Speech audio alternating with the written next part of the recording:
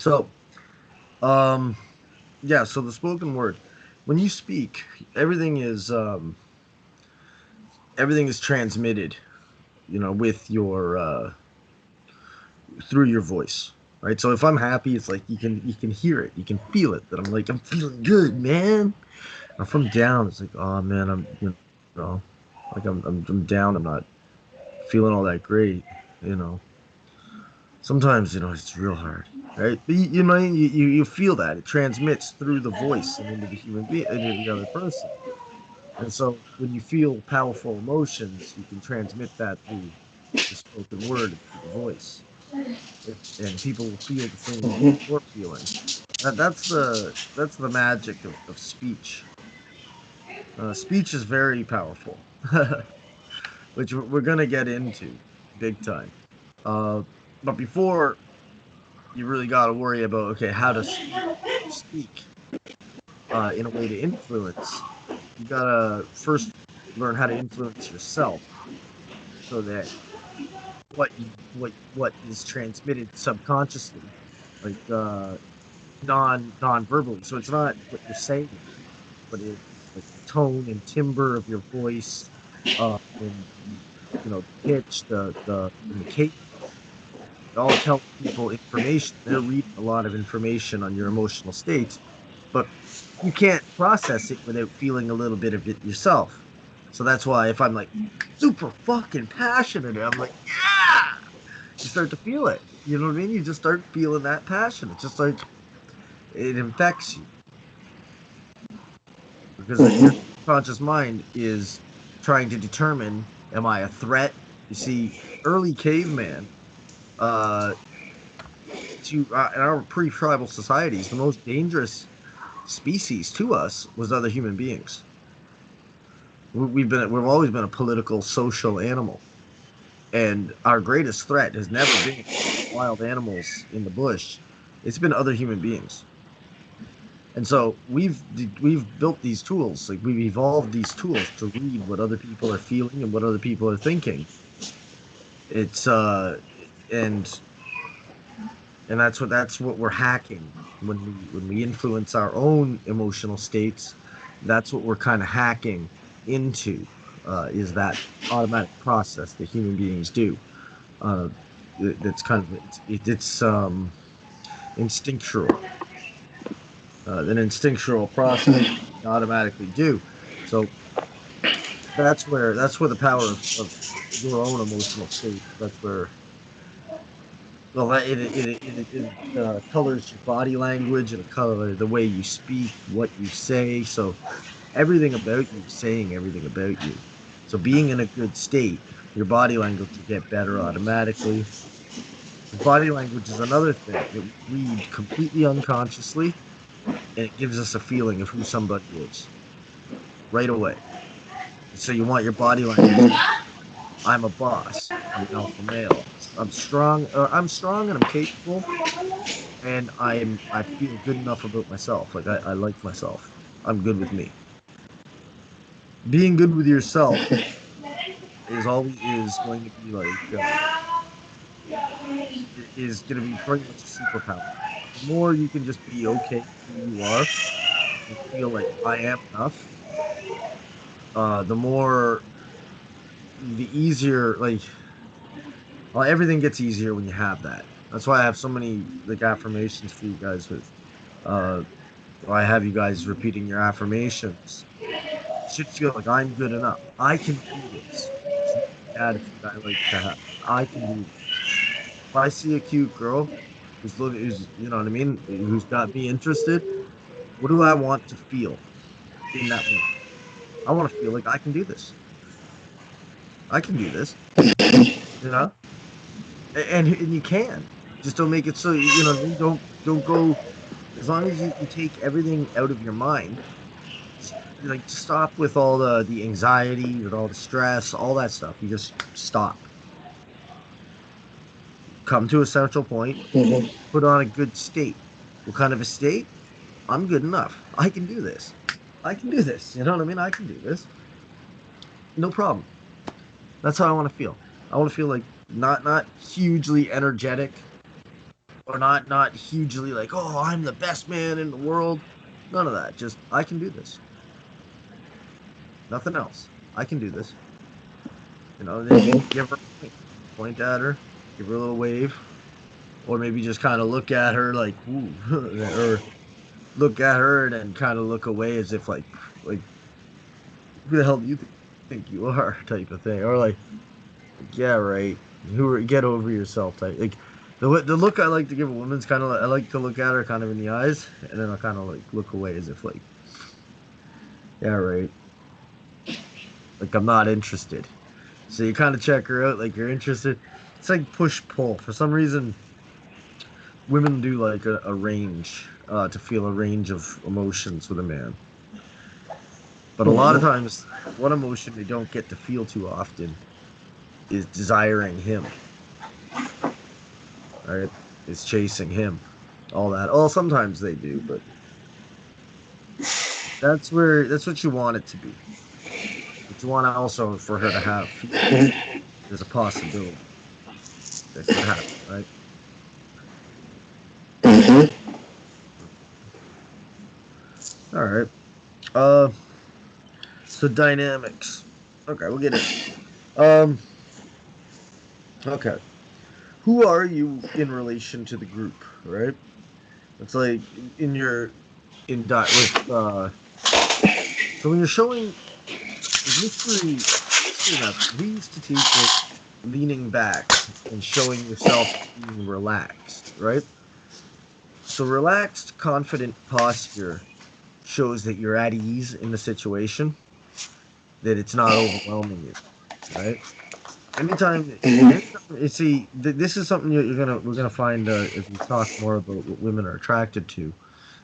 Being easy and comfortable, and like this is no big deal, is a great way to move through life with confidence in yourself and confidence in it's just confidence that you're going to be okay. All right. When you're worried and you're thinking that everything's going to be the end of the world and you're putting a lot of stress on yourself and a lot of pressure on yourself, you always fail. Mm-hmm. It sucks. But every time you fail, that Yeah. makes you felt that way. And it happens to me too. It happens to me too, man. I just did a job like fuck 2 weeks ago, a week ago, and I fucked up the job. I fucked up the job. And it was something that I knew how to do and I could have done and I was done well. And I fucked up. And it was because the entire time I was putting I had so much pressure on myself. I was getting frustrated. I was irritated, and the whole time I didn't stop to think, you know what I mean, or to recenter myself. And I ended up fucking up the job, doing a bad job. And yeah, that was that sucks, you know. But it does happen. Uh, those internal emotions like of frustration and of all this crap that goes on inside of ourselves, this anxiety, all this pressure to perform. Uh, it leaves us at the end of the time. We're not easy or free.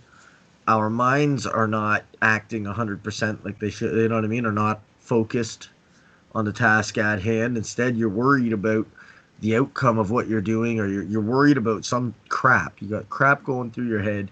You're feeling frustrated. You're in a state of frustration, and so you know what I mean. It infects everything. It affects your work and what you're doing. So being able to jump out of that state and into another state that's more productive of I can do this. I have full trust in my capabilities. Right? You fully trust in your own capabilities. I can do this. You know what I mean? I can take my time. I can apply myself to the task at hand, and I can make it happen. Right? About the same that you're saying, um, I noticed that I can control some time my states. I can do affirmations and control my state and come back to me. But somehow in 20 minutes or 1 hour, I return to the same automatic state. So Yeah. I have to do it again. but sometimes I get distracted because many people is talking to me, or I have a call, or lunchtime or whatever, and I forgot to return to my state, the state I want to have. Yes. So how can you handle that? You I'm got to sure that keep. is very common. Yeah, it is. You have to keep working at it. You just have to keep doing it, which sucks. But you got to keep. Uh, you just have to be more. Spend more of your life in that state. Well, in good states, but also your personality. So, who do you want to be? Right? You have to design it in your mind. The personality, the person that you want to be, who you want to be as you go through life. And then ask Hmm. yourself the question often, you know, ask yourself the question often, is this who I want to be? Like, you know what I mean? Just when I say stop and you go now, am I Hmm. being who I want to be right now? You know, stop it. You know what I mean? Analyze yourself every once in a while. It's all in self analysis. Because there's times, like, it has happened to me too. And I was like, oh, I used to cower. I first started wearing my stupid fingernails painted and stuff like that. And I was like, I'm not changed. I'm not doing shit for nothing. Don't matter, right? And pressure would I'd start feeling pressure, right? Because it's hard.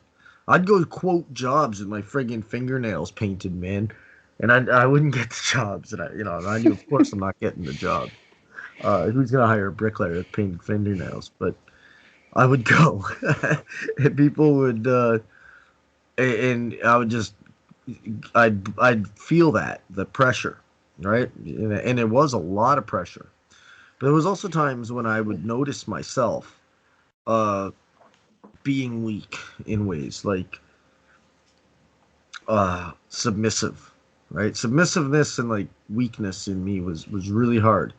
I was very much like non-confrontational, very much like you know very weak, and I was like a feather, man. You could blow me over with the wind.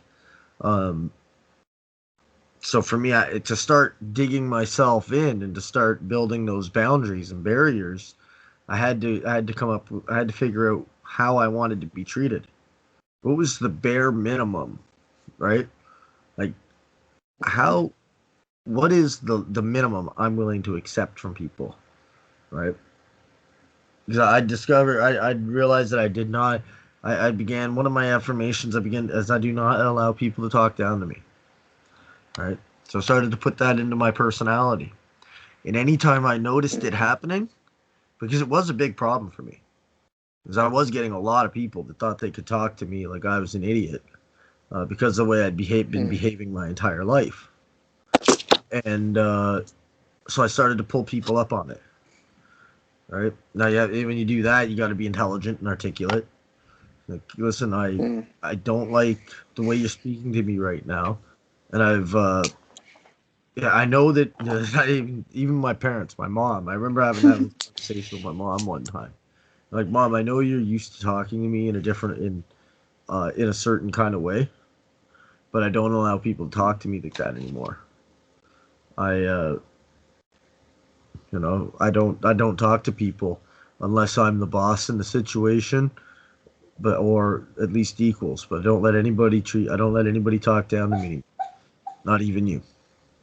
She got pissed about Hmm. it, but now I still talk. But my mom's still my friend now. We still love each other. We're still all good.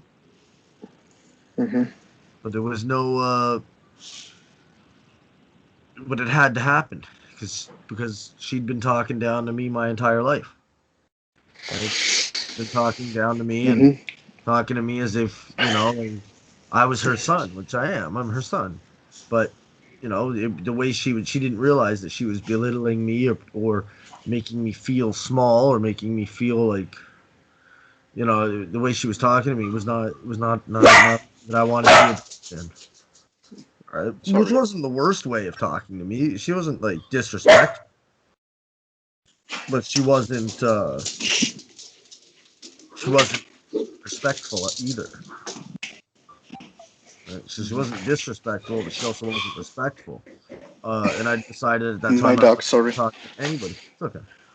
I wasn't going to talk to anybody who wasn't talking to me in a respectful manner. Right? I wouldn't be talked down to by anybody. Right? And that takes that it becomes a pattern because the more often you correct people, the more it Hmm. affirms within yourself that you're that you have that standard, right? So the more you enforce a standard, the more the more it'll become part of who you are. Because you'll back your unconscious mind, you'll backwards rationalize, right? Like, so it's like I wouldn't be like, of course, like if I'm pulling people up on the way they talk to me, well then unconsciously I start to see myself as a person who does that. And it doesn't take long before it becomes an automatic behavior. The minute somebody starts talking down to me, oh, no, not going to happen like that. Let's do this. All right. But I still catch myself sometimes being, you know, I still catch myself because like Hmm. old habits die hard. So you will find, you'll make the mistakes less and less the more you pull yourself up, but you'll find you'll still make them Hmm. always. Like, there'll always be times when you slip into old patterns of behavior, old states, or old pre-programmed autopilot responses, or sets of pre-programmed autopilot responses. You'll find yourself just getting there, and it's like you got to pull yourself up, uh, and it's all internal work, reinforcing that image of who you see yourself as, who you decide to be, who the fuck am Hmm. I, right? So you start to look at the world, like how do I want to interact in the world, right? How do I want people to treat me? Who do I want to be? Don't accept anything less. So, So, have you ever been in a situation that people, our guy, usually, is very aggressive and rude, and you almost have to go to punches or fighting with the guy to impose your position? no, I don't No. ever have to do that. No. Oh, Uh, great for you. but in the beginning, I would have to do some demonstrations. I would have to do some fancy footwork. I remember Hmm. when I first started doing this, I would get a lot of challenges by men. I still kind of do, but today I'm really good at handling them. Today it won't ever come to like almost fighting. Today it's like I'll let somebody. I had this idiot come to the corner with a fucking megaphone, but he wasn't very good at talking. But he had a big mouth, and I didn't like the guy right off the hop. And he comes over and he starts trying to take over my corner. And I thought about this, and I was like, "What the hell?" I was like, what I started to do was started to just step away from the whole group because I knew already that the cars were honking because of me. Like the public liked me. The cars liked me. The crowd likes me. So I knew that I brought something to the table for sure. So what I would do is I'd stay away from everybody for a while, and I'd get real quiet. And I'd stand over here while everybody was all together over here with that guy, and then I'd just let everybody else notice for themselves the difference between when I was there and when the other guy was there. That's all I Hmm. needed to do. Okay. That's all I needed to do because I knew I was superior already. Now, same thing happened though when I first began this kind of stuff. I got in. I was at a park. Interkip it was called. It was this cool place where you could dive off all this shit in the big lake. It was a cool swimming spot anyway. With lots of people went to it. Would go to it, and we went, and I was on crutches. And so I was running around. I was crutching around all over the place. I'd shattered my heel, and I was just learning pickup. But I was waving at everybody, and I was starting to be like really social. And especially then, it was really bad because you see, I was being like basically a dancing bear and real kind of alpha. would notice that I was kind of weak and try hard, right? And so what would happen was like guys would disrespect me, like body language wise and stuff, or they'd start trying to cut me off. Uh, and I would notice this. So you'd end up in a little bit of a confrontation. But I was really good at getting the girls' attention. So what I would do is I would engage the group. I would completely engage the group and leave the guy behind and turn my back to the guy. I cut him out of his own set. I remember that. I turned my back completely to him and I kept engaging the group. And all of a sudden, kind of left him as an outsider of the group. Now it was a great position, right? Like that's kind of like strategic, and that's what I'm talking about with dynamics. It's strategic placement. Sometimes, well, first thing about a group is you have to well right away as soon as you enter the group, goals are being established, right? Or even if a group is already established, he has an alpha male. The minute you join the group, everybody's trying to figure out who you are within that group. Where are you in the pecking order, right? Are you the alpha, the number one beta, or are you? There's an alpha male, and then there's number one beta, which you'll see in almost every group. You'll see with an alpha, the leader of the, and then there'll be the number one guy just underneath alpha, who's kind of alpha above everyone else, but beta beneath the alpha. The alpha needs him. The alpha male needs that guy because he bolsters the alpha's position. And so I always notice that. And in a position where you can't be the alpha, you can usually become number one beta. You can usually take a position as number one beta. Beta, if number one beta demonstrates superior leadership qualities to the alpha, number one beta can take over the alpha's position. Right? So that's the position I try to get myself into. So if I'm going into an interaction, well, for me, I go in as alpha, but I got really strong frame control and got great body language, and I'm pretty good. You know what I mean? I'm pretty sharp. Chances are I'm going to take the alpha position in most situations. But well, then again, there are some situations where I won't, right? Where I would not take. Say if I'm like, in a real estate office with like a really major successful real estate, and I'm in his office talking to him about something, I'm not going to become the alpha in that situation, right? It's his office, his business, and even still, it's not even that. Plus, he's already a person who's used to being an alpha in his life all the time. He's a natural alpha.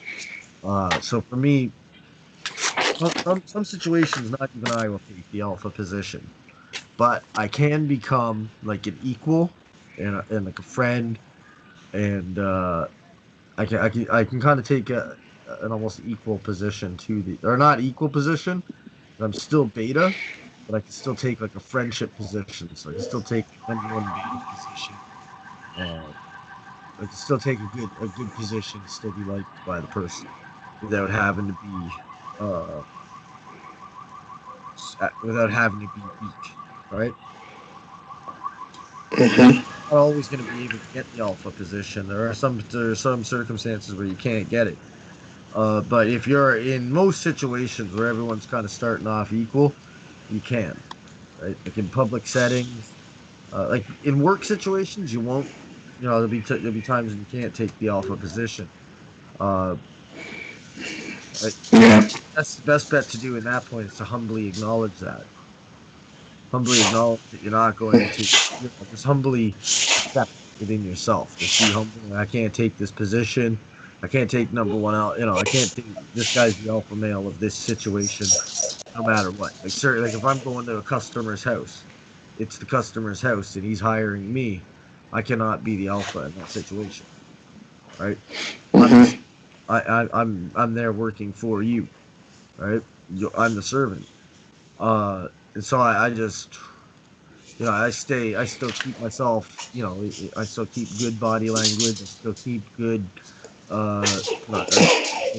good feelings, good conversation, good body language. I still keep myself up as an alpha, but I'm still, you know, all my behaviors acknowledge the fact that I'm not the alpha male in this situation, right?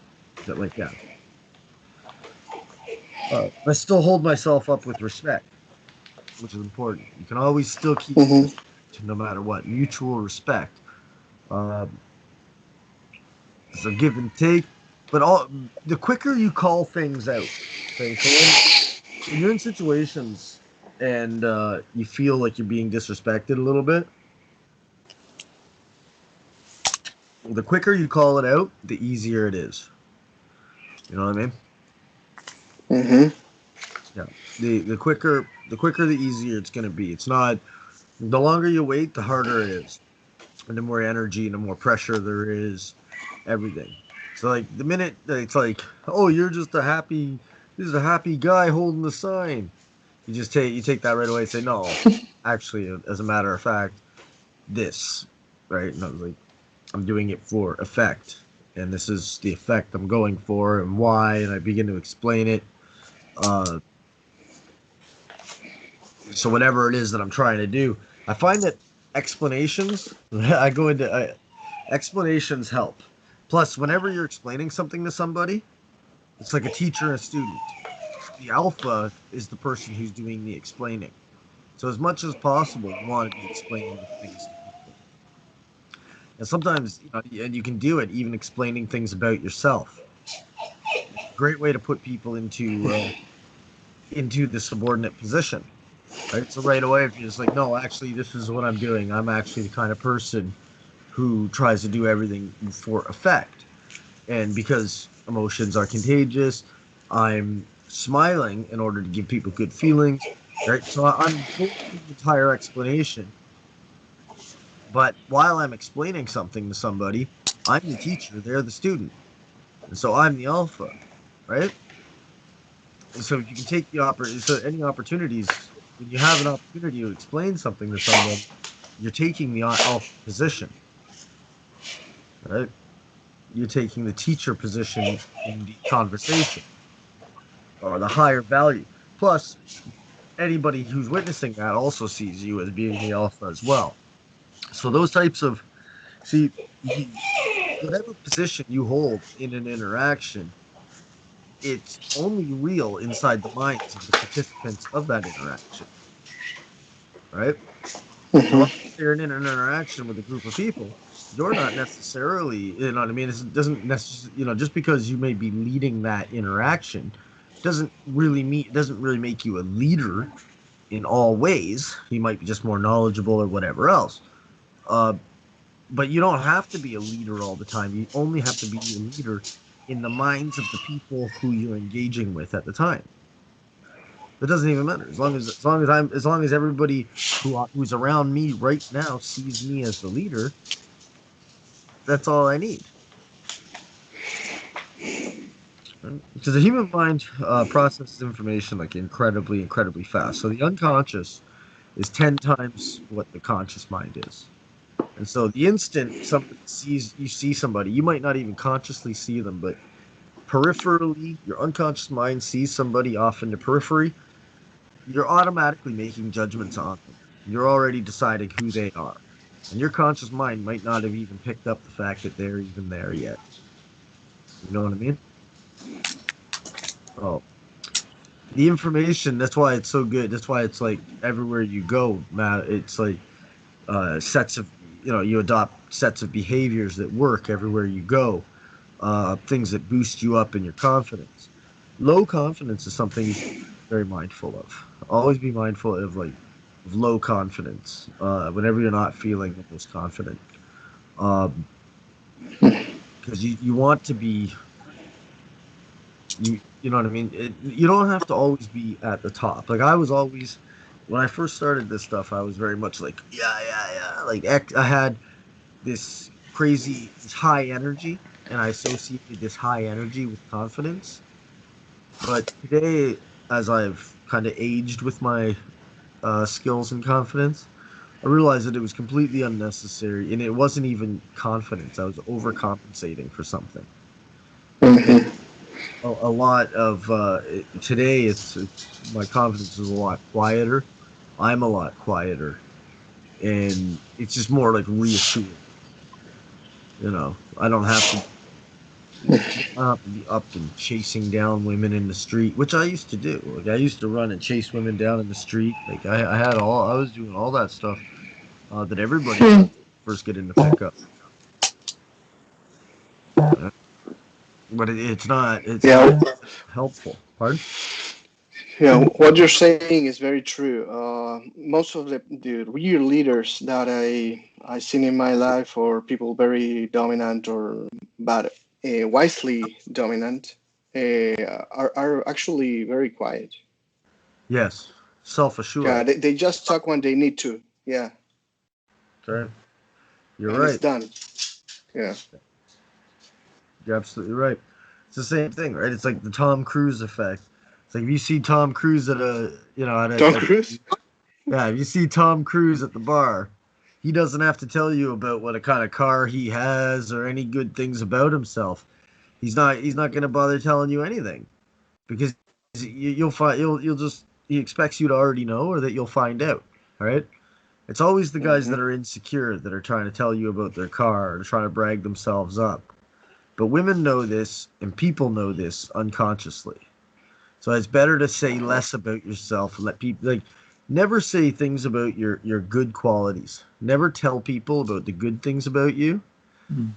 Let them find out the good things on their Hmm. own, right? Or let them make good things up inside their minds. So you can give them information, Hmm. but you can give them kind of information, but you shouldn't tell them that like, oh, I got this kind of car, or I got, or anything really about yourself. Like, oh, I'm really smart, or I have, anything that's like good about yourself, you should let people find out for themselves. Uh, you know, just allow it because it's just more powerful. Plus, they'll assign other things to you, right? So they might see you as being intelligent, and because you're not like, oh, I've got this kind of education or that kind of education, they start trying to read more into you, right? Like who are you? They become more curious. So the more information they pick up on themselves without having to be told, plus having missing information, if somebody finds you interesting and doesn't know everything about you, they'll wonder about things about you, right? They'll begin to wonder, who is Hmm. this guy, right? If you tell them everything though, they don't have anything to wonder about, right? And when somebody's wondering Hmm. about you, you can then you see, here's another thing with the critical factor. Anytime I ask for information and you give it to me, I'm going to accept it. But when you push information on me, that's when my critical factor steps in and begins to analyze. So when you can Hmm. create that question in the person's mind, you can cause them to have a question about you. You can then provide an answer and they'll accept it automatically. Right? They'll accept. Hmm. Well, not so much automatically, not so much a spoken answer, but you can. It's a lot more powerful when a person's asking a question. Uh, it's the same as when you're making a sale. It's when somebody. It's a lot easier to sell somebody who wants your product. Uh, you know, like I Yeah. used to sell people by getting them to tell me why they wanted my product. I'd find creative ways to get them telling me how bad, how they wanted my product. Then all I had to do was construct a way for them to get it. I'll just sign here, here, and here, and here, and you got it. but it's creating that question, right? So when you can create a question in somebody's mind, you create a desire for them to want to know more, for them to want some information, and you can provide that information at that point. But you can't really, until that person has a question in their mind, there's no sense because they don't actually care about the information. You know what I mean? Which is a big problem that Mm-hmm. I have oftentimes. I'll talk too much. I get excited and tell people too much about myself. But it's a lot more effective to say less about yourself. Yeah, I still have my character defects. you know. So frames. Uh, oh, frames are what is okay? So a frame is like a snapshot, let's say, of a moment, right? So when you're um,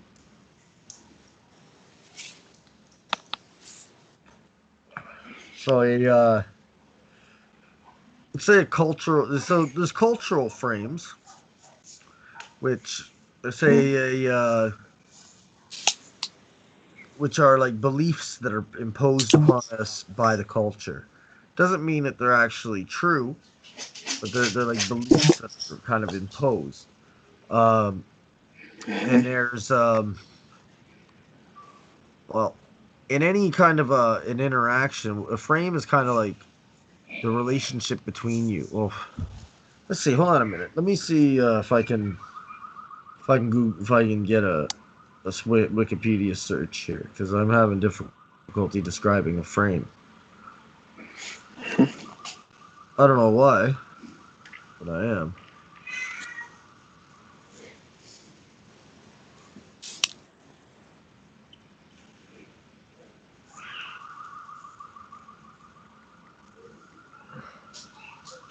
The frame is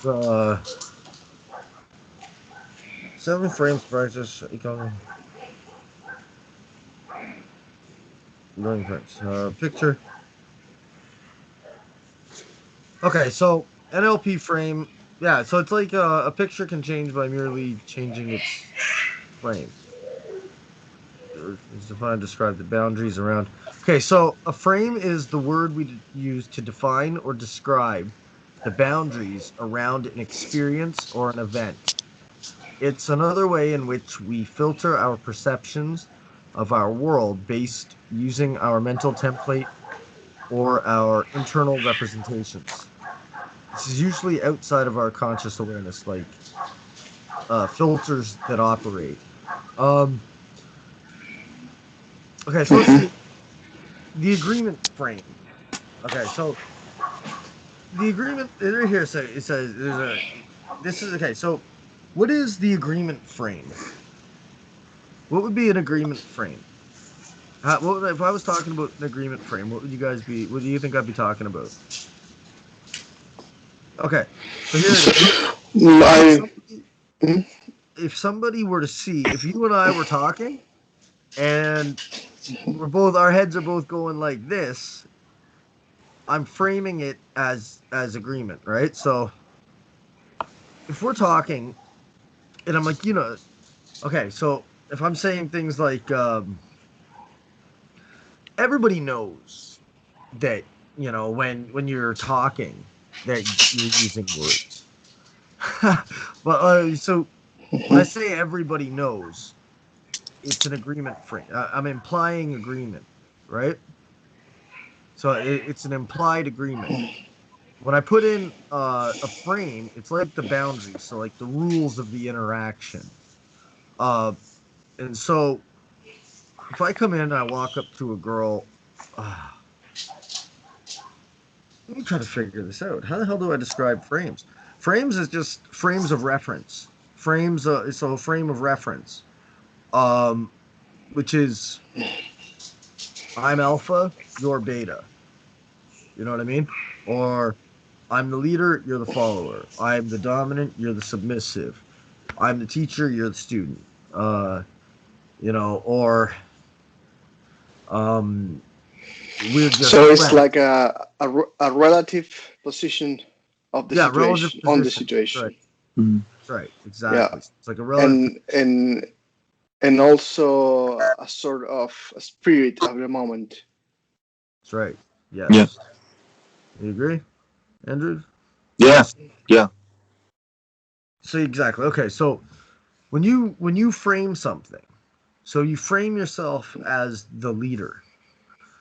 You're doing everything through the lens of what would I do if I was the leader in this situation? What would the leader do? Who would be, what would that leader, right? So if you walk up to a bar, there's a woman over here, there's a woman standing up beside the bar, and you walk over and just lean right up against the bar, totally relaxed, right? Like you're framing yourself. Well, I wouldn't even do that. Um, frames. So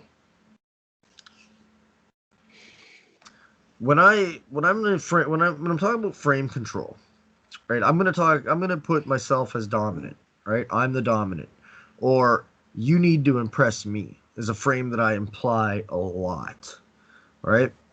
There's a million girls out there. You know what I mean? They all like me. What's special about you? So I frame Hmm. myself as the one who they need to impress, and your Yeah. frame is communicated through your sub communications. Okay, so frame isn't something So that you speak it's direct. almost like it's almost like a mental predisposition, I guess. That's right. It is. It's all mental. Mm. But your whole interaction is mental with somebody. If you're not starting to understand this, Hmm. everything that occurs when you're in an interaction with another human being, everything occurs inside your mind. All your tools are on the inside of you, right? And so the more experience you have, so you'll have certain frames, like me, I use, like you have to impress me, right? So if I meet a woman, I'm gonna meet a woman, I might really like her, and I'm really fucking, I'm hitting it off with her.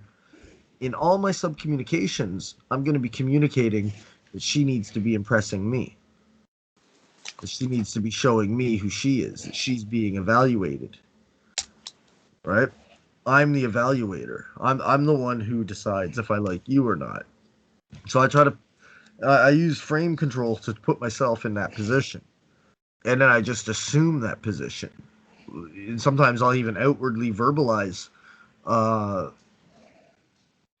my disapproval about something about her, in order to show her that I am evaluating her. You know, and it's she. So, but when you if you with that frame, like, when you frame yourself as, okay, you need to impress me. It's also a very high value frame, right? Like you're presenting as as a high value person, right? Because however you behave in your interactions and in public and in the world, however you behave gives people information as to as to your life experience, right? So if I'm behaving as you need to impress me, obviously throughout that tells the person interacting with me that throughout my life, people generally try to impress me, right? Generally, I'm the person people are trying to impress because I'm expecting you. Expectation. Remember that. Expectation. It's about expectation. Let's actually talk about expectation and the power of it. Hmm. Is she on? Okay.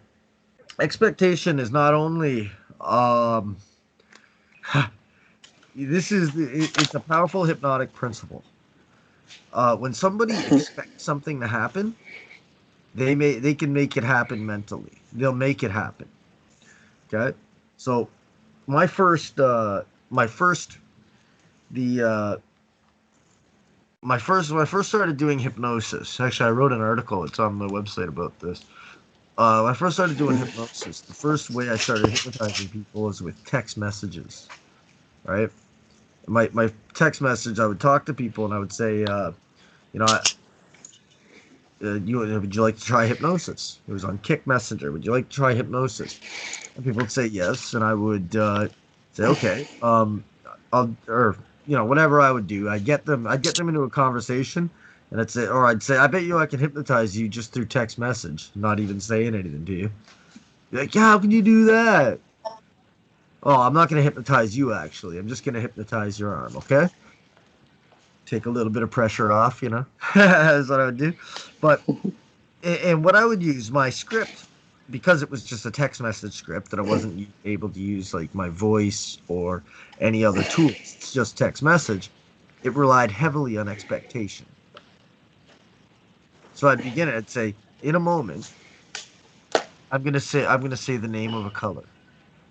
When I say the name of this color, your arm is just gonna feel is gonna begin to feel heavy and tired.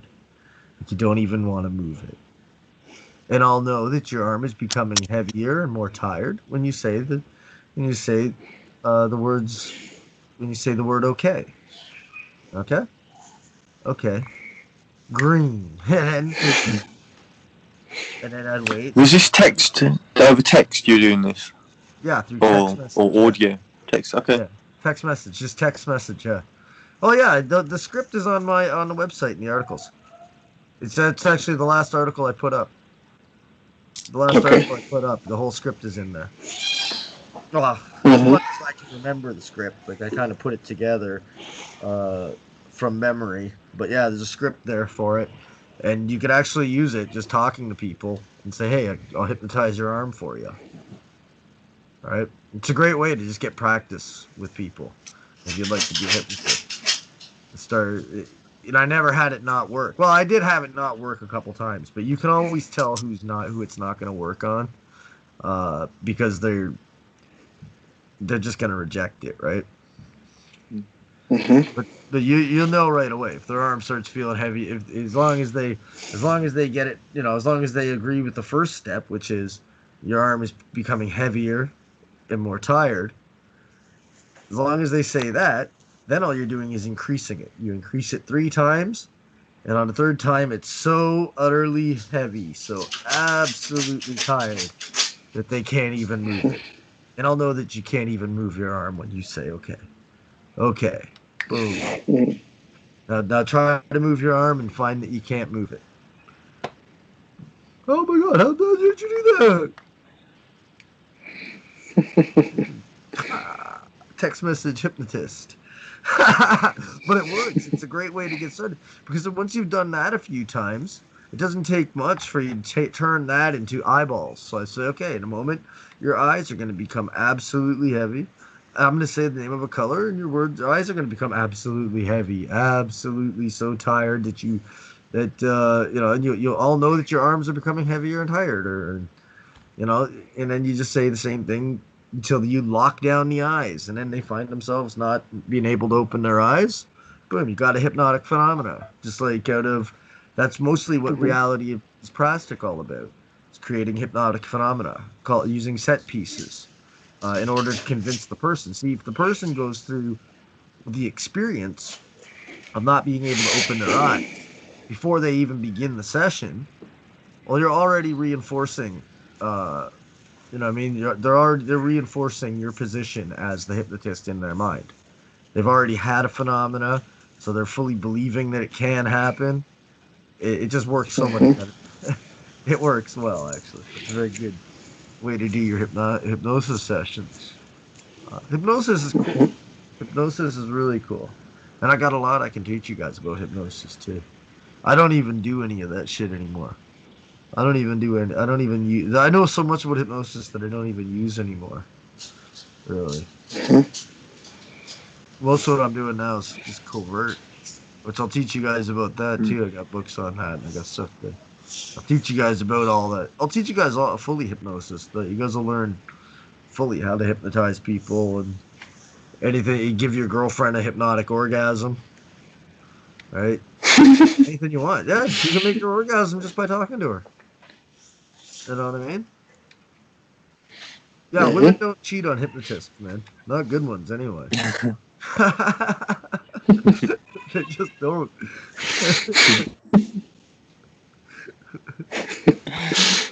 Because her biggest sexual organ is her mind. And once you can show a woman You know what I mean?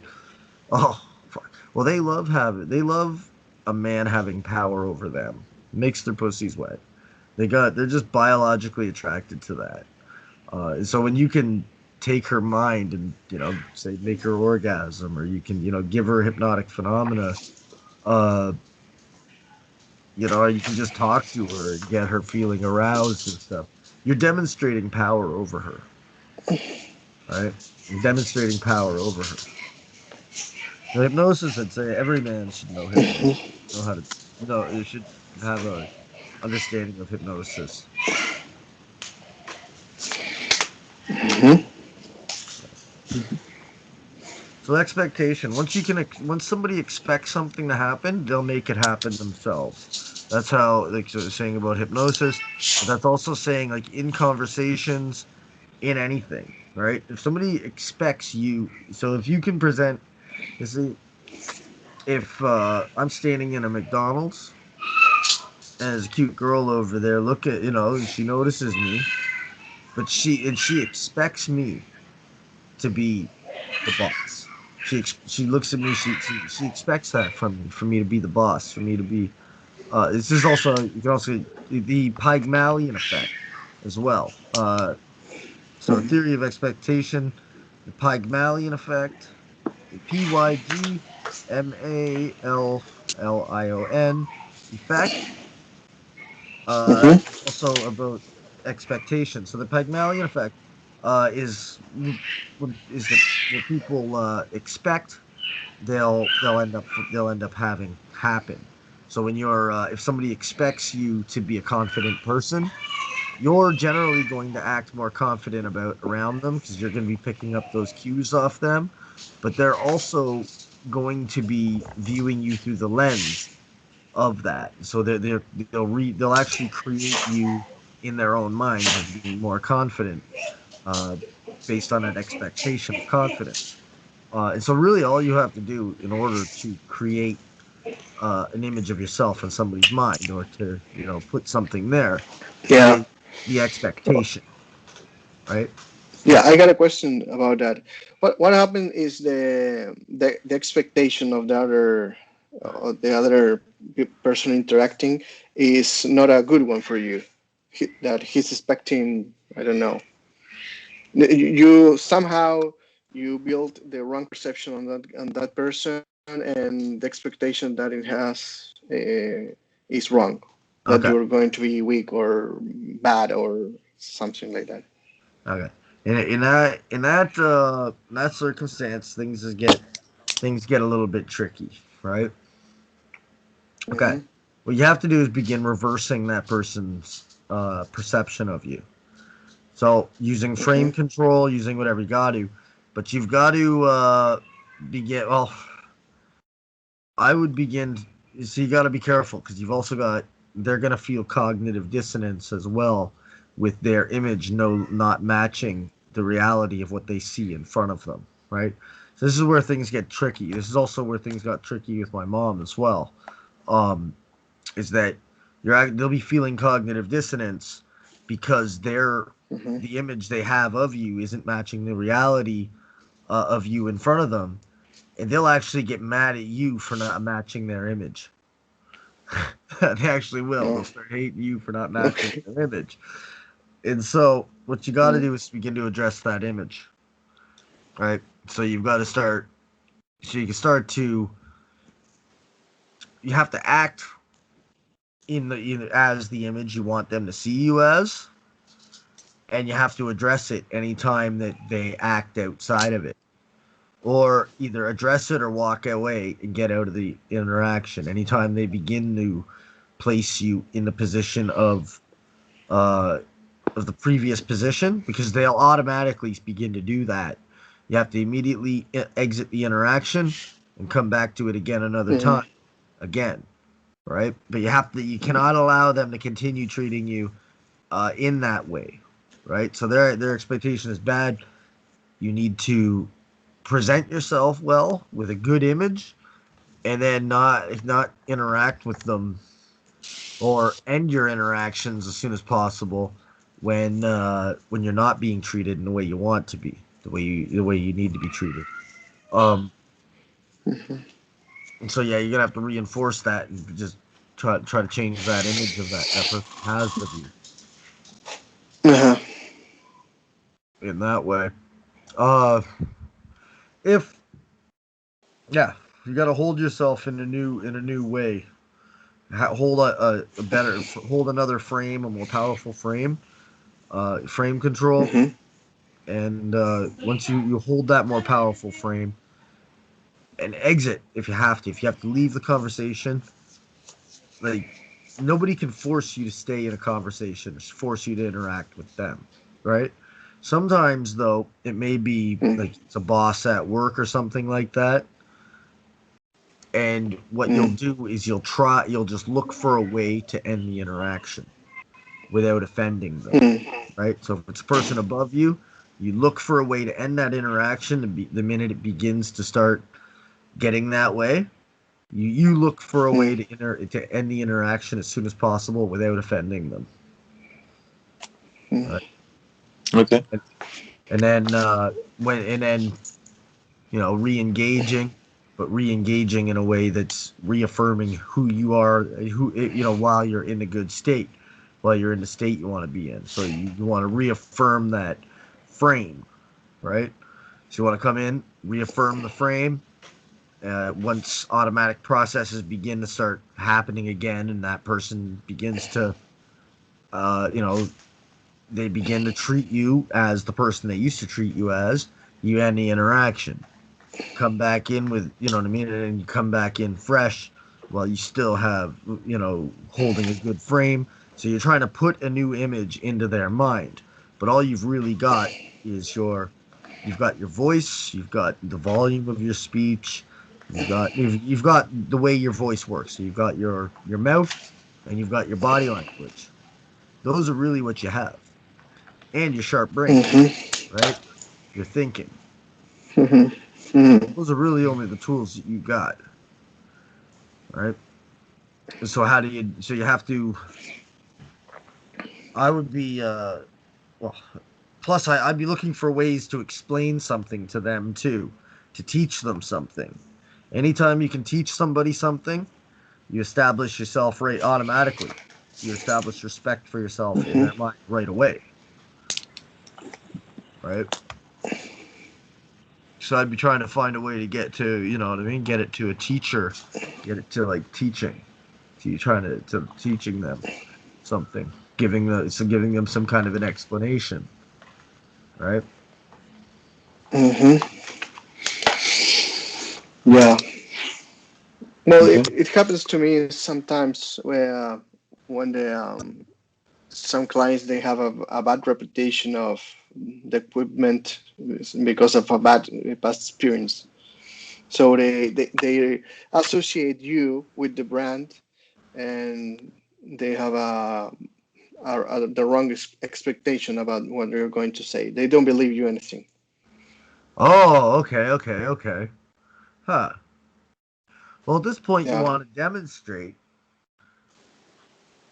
Well, there's a few things you'd want to do, right? Okay. So they're having a bad experience with equipment, Mm-hmm. and they're expecting you. Well, right away in these situations, then that's actually a good one. Well, you just assert yourself.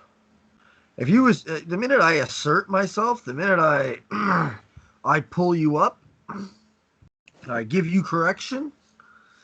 Now I'm affirming. Now I'm putting an image of myself in your head. And the earlier you do it, the more that image of you takes in their mind.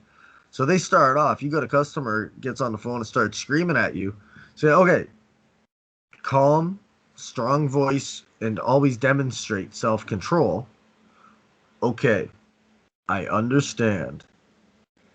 Right. So you want to be loud, strong voice, speak slowly and dominant. Like, okay, I understand now. And at this point, you want to be talking. Okay, people don't mind being talked over so much, and you should do. You should do it. You should learn how to do it and do it craftily. So, oftentimes, um, well, I'll just you got to come in slow and strong though. So when somebody's going off and you can feel like maybe they're getting emotionally unhinged or whatever, when they've got heavy emotions, what you want to do is you want to bring in your emotions, but you want to show strength. So when you do it, you're just like, okay, okay, okay, I got you. Yep, nope, okay. And expect that it's going to stop. Now, let me see if I get this straight. So what you're saying is, right? Maybe repeat what they're saying to you. But as you're doing this, you see, notice in my voice and in the way that I'm speaking. Okay. Now, let me see if I have this. So all in my voice, I'm demonstrating. I'm being slow. I'm being strong. It's emotionally controlled, and even to them, they're feeling like, it's strong masculine. It's strong masculine that I'm coming across with, and they're gonna comply with me. Like they're going to.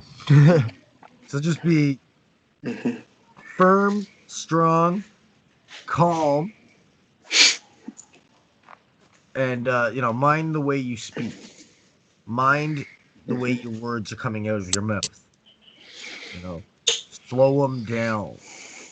You see, as you listen to somebody who's slowed down, it's makes you more calm. Even right now, as I'm speaking, normally I don't talk like this, but it is slowing you down. And it's strong and it's commanding. Also, let me teach you guys something called the Zeigarnik effect. Frank Andrews already familiar with this one. I've already talked to him about. I know that I'm big on the Zeigarnik effect. I've been talking about it for a long time. Oh, Okay, so the Zeigarnik. Francis, I will have to go. You have to go. Yeah, Okay, no problem. It's great to see you. Okay, great. I'm glad you sorry. guys. See you later. It's all good, guys. Keep that one. Keep that one for the remember for the next one. Well, write it down and remember to ask me for the next one. We're gonna do. Well, today's Wednesday. We'll do tomorrow again. Okay. Same Oh, 7 or maybe a little earlier. But we'll mark it okay. for 7. If I'm able to get a little earlier, I will. Um, sorry, it's got to be a little bit later because like, 7 is good for me because I gotta work and stuff too, right? Yeah, cool. That's cool for me, yeah. 7 is Sure. fine. Okay, 7 my time. Okay, guys. Cool. So we'll see you guys tomorrow. We'll talk about the Zeigarnik effect. Okay, cool. See you later. Remember, Okay, remind me to great. tell you about it because the Zeigarnik effect is powerful. Okay. Okay? See you. Psychronic effect. Okay. Again. Peace out. See you. Bye, Love you guys. guys. Have a good one. Bye.